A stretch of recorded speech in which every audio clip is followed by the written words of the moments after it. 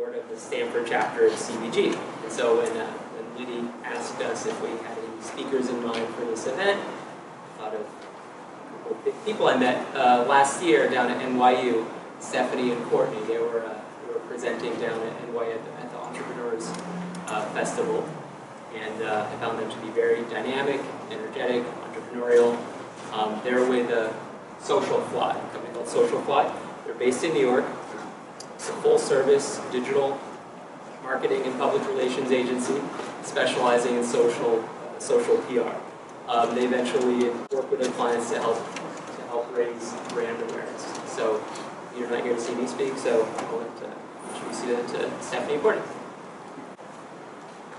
So hi everyone, I'm Stephanie and this is Courtney, and we're here to speak to you today really to give you an overview as an intro to social media for startups and how you can leverage the power of Facebook, Twitter, Instagram, Pinterest, Google+, for your business, for your startup to grow your audience and drive sales, downloads, whatever goals you're looking to accomplish.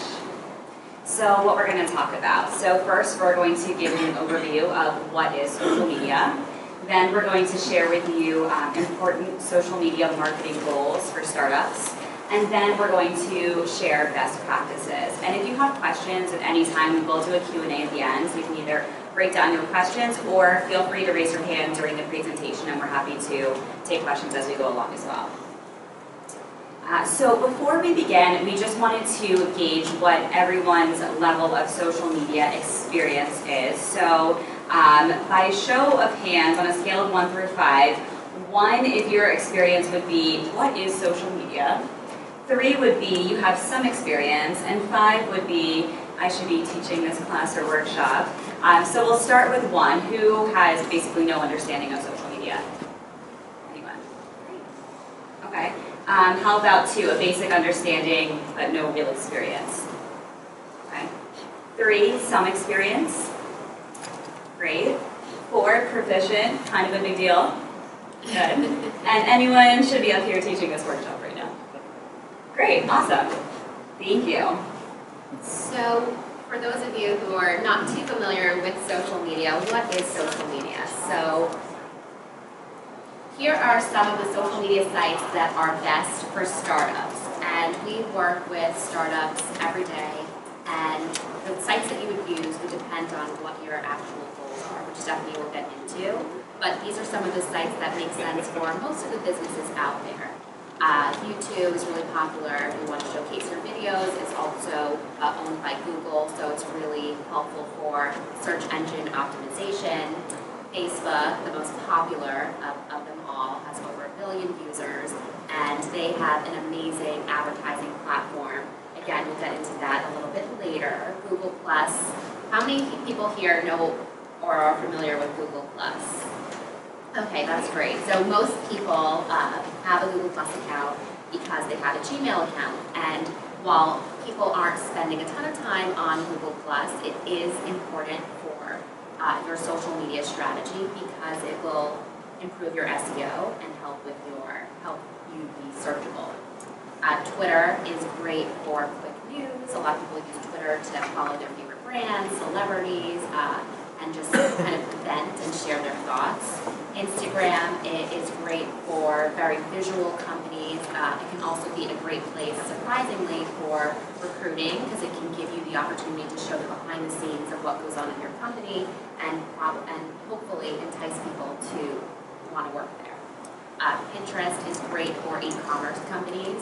So a lot of the companies that we work with who are selling things on their website report that a lot of their traffic and purchases come from Pinterest because everything that gets pinned from Pinterest then will link back to your site and someone can purchase something right away. And then Tumblr is kind of a blogging platform. A lot of the users on Tumblr are more of the younger generation, and it's also great for companies that are very visual.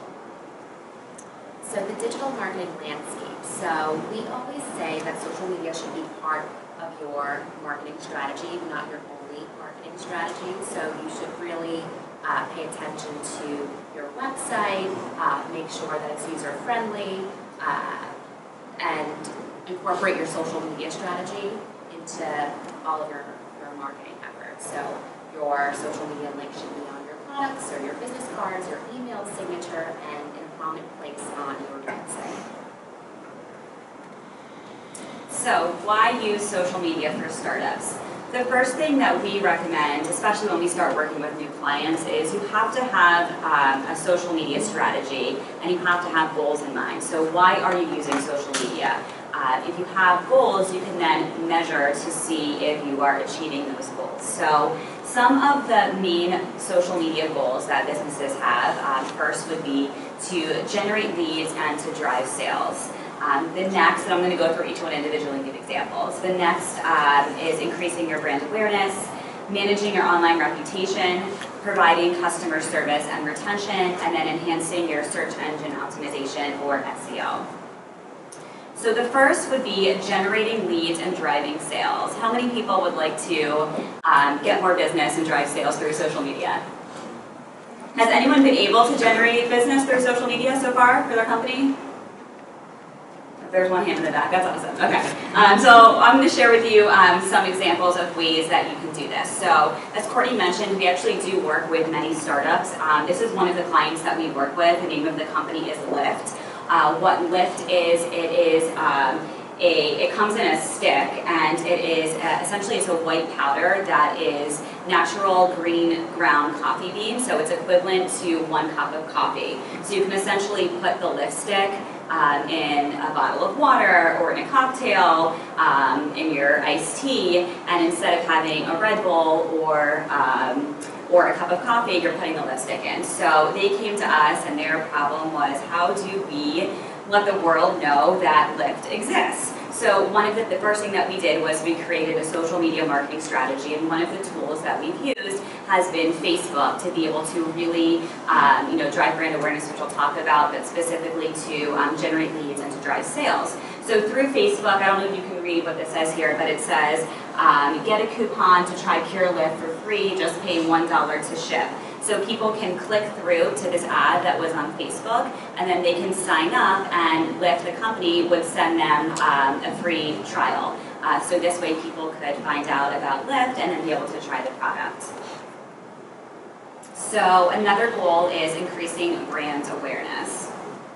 And using social media is typically more cost-effective than traditional marketing and advertising, and it allows for targeted distribution. Courtney's going to talk more about the Facebook advertising platform after I go through all of the goals, and she'll tell you more about that.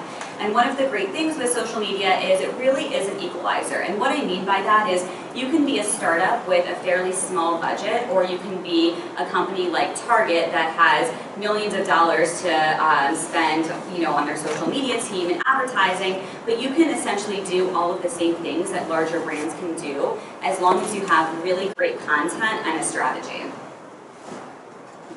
So another client that we work with, the name of her company is Manny Diaries. What Manny Diaries is, how many people here have Instagram? Anyone here have an Instagram account or familiar with Instagram? So Manny Diaries is similar to Instagram, but it's all for manicure enthusiasts. So their target market really is girls or women about 13 to 22 years old who take pictures of their nails, and instead of putting those pictures on Instagram, they're putting it in the Manny Diaries community. And you have a profile, you can track your nail polish colors, because a big problem for women, if you don't know, is trying to remember what color your nails were painted when you got them done at the nail salon. So we have been able to work with Pam, who owns Manny Diaries, to be able to drive people to download her app through running Facebook advertisements and creating content that her consumer will find very interesting and engaging that has to do with nails. So here you can see sample posts about nails and different articles and great photos. So what happens is when you post content on Facebook, for example, when someone likes your Facebook page, they're essentially opting into your marketing messages. So now every time that you put out a post, you're staying top of mind for that person. So if I see a post from Manny Diaries and I like it on Facebook, now my friends, let's say I have 1,000 friends on Facebook, they all see that I liked that post from Manny Diaries, and that's how it starts to spread. So the next thing that you can do with social media that is a very important goal is the ability to manage your online reputation. So you can use social media to establish your credibility, and you can control the message so there's full transparency. So this is an ad here. It was from a couple of years ago. This was on Facebook, and the company CHAPSTICK posted this post on Facebook, and everyone went crazy. Women went crazy on Facebook because they thought that this ad was not appropriate.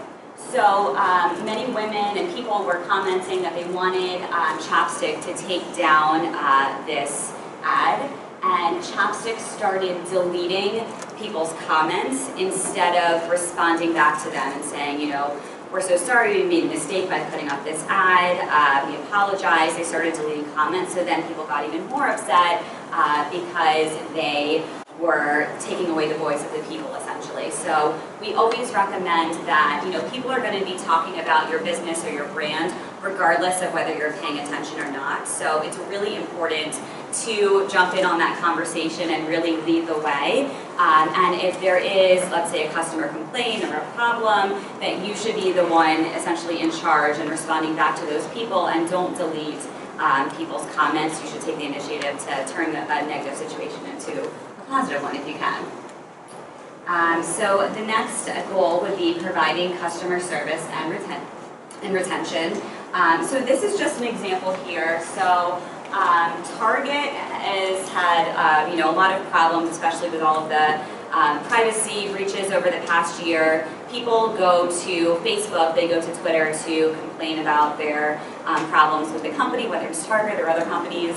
And Target actually does a very good job of responding back to all of the problems that they have. I can't even imagine how large their social media team is. But this is just an example here of people voicing their concerns or complaints with Target, and then Target goes in and helps handle the problem. So it's just very important to be able to stay on top of things like this. And finally, social media is a great way to enhance your search engine optimization, or SEO. And as Courtney mentioned before, Google Plus is extremely important for SEO. Just as really a case study or example, our social media agency, SocialFly, if you Google social media agency or social media agency NYC, we rank on the first page of Google, and we've never paid $1 to Google before for AdWords, for anything. We've done everything organically through using social media. And we credit a lot of it to posting every single day on Google+.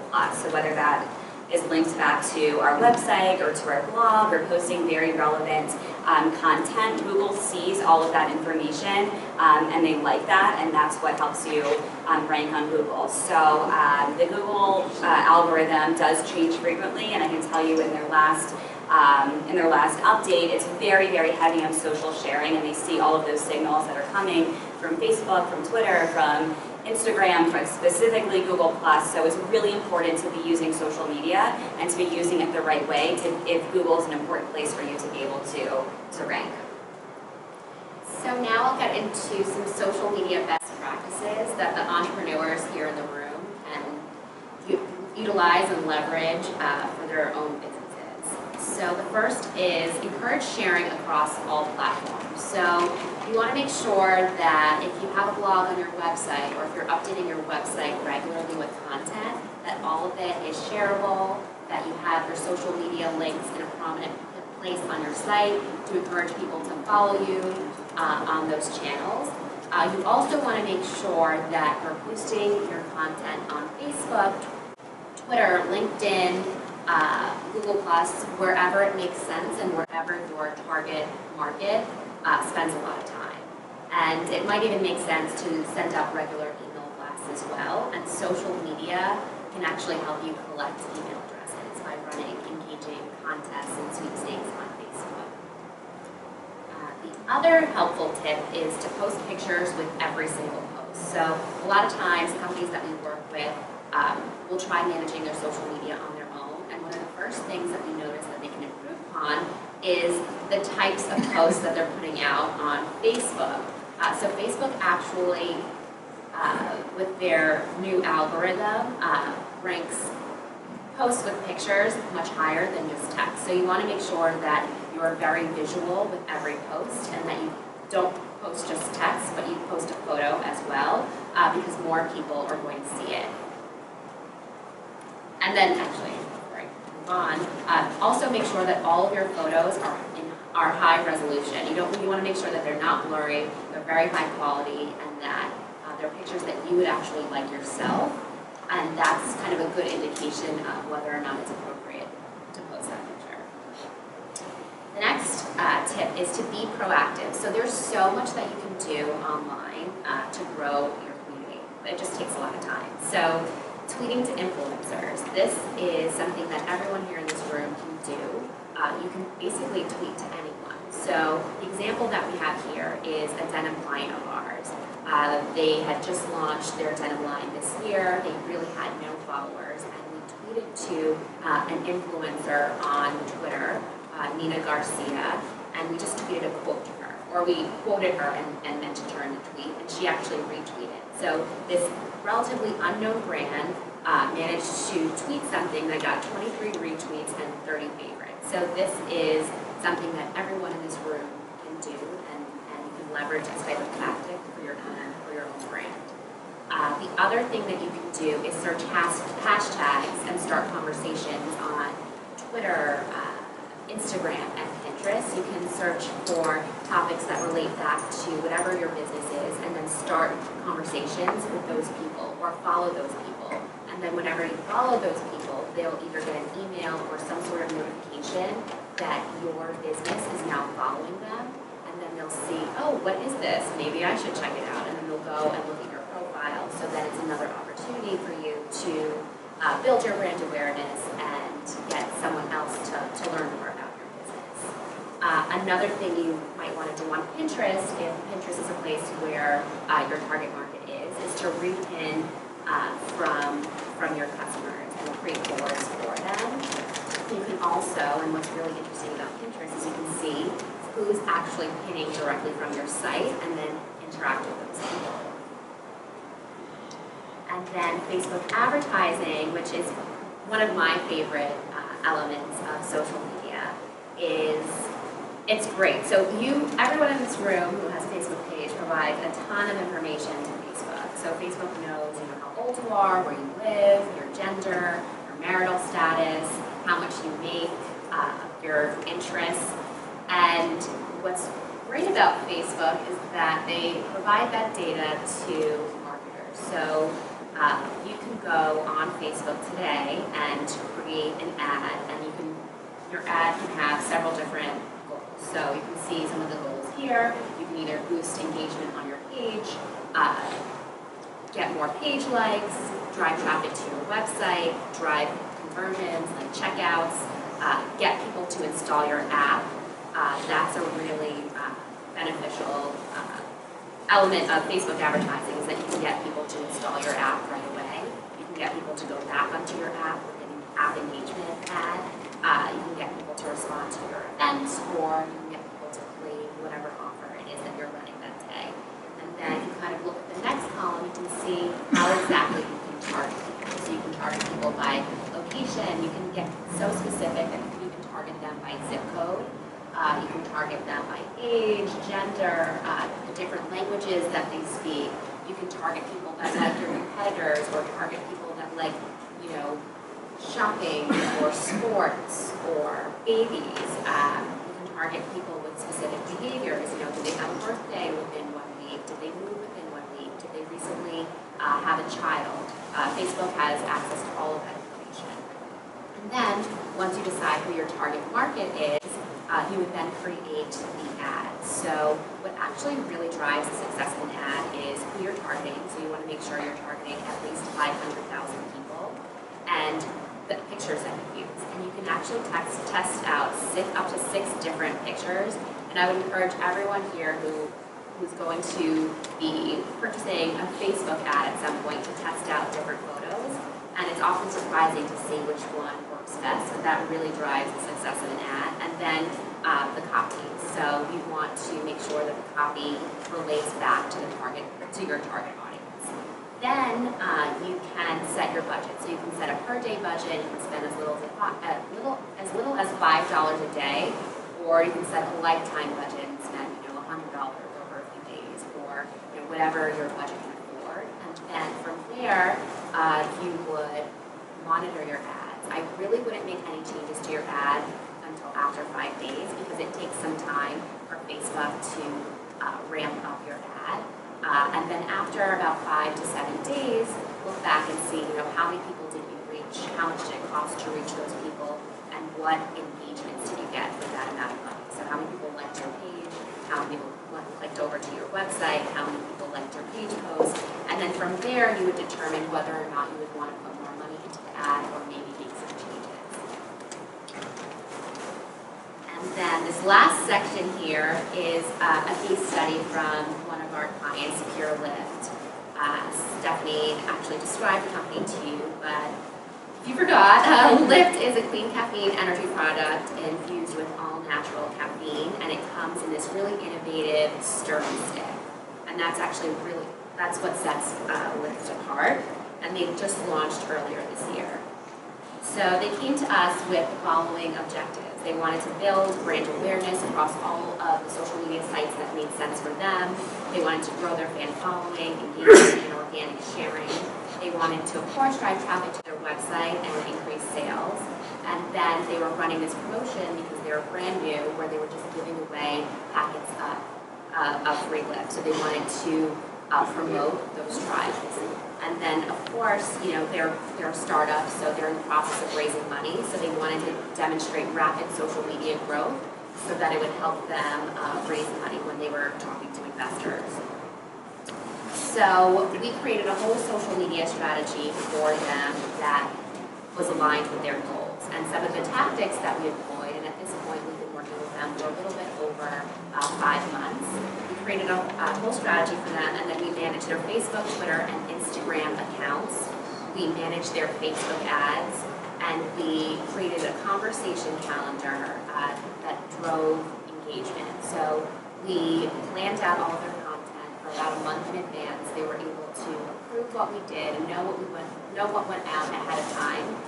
And we implemented contests on Facebook, Twitter, and Instagram to collect email addresses and also raise brand awareness.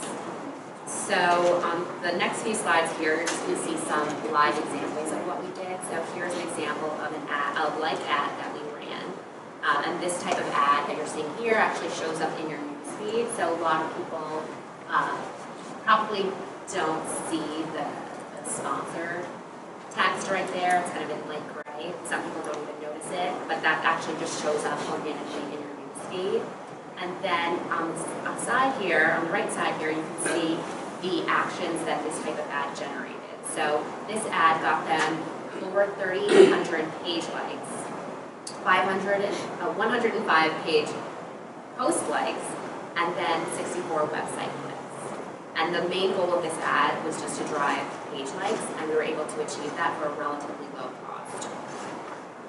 The next slide here, so you can see some of the types of Facebook content that we put out. It's important that if you're a company that's selling something, you don't want to be so salesy. You want to mix up your content and not have everything that you post be about the product or thing that you're selling. So here's a post where we reposted something where a blogger had featured them. We also promoted wanted customers to post pictures of LYFT as they were using it, and we were able to use that as content. And then another post that you see here is actually a post that links back to the Pure LYFT website and their blog. Here on Twitter, we were tweeting for them every single day and tweeting to influencers.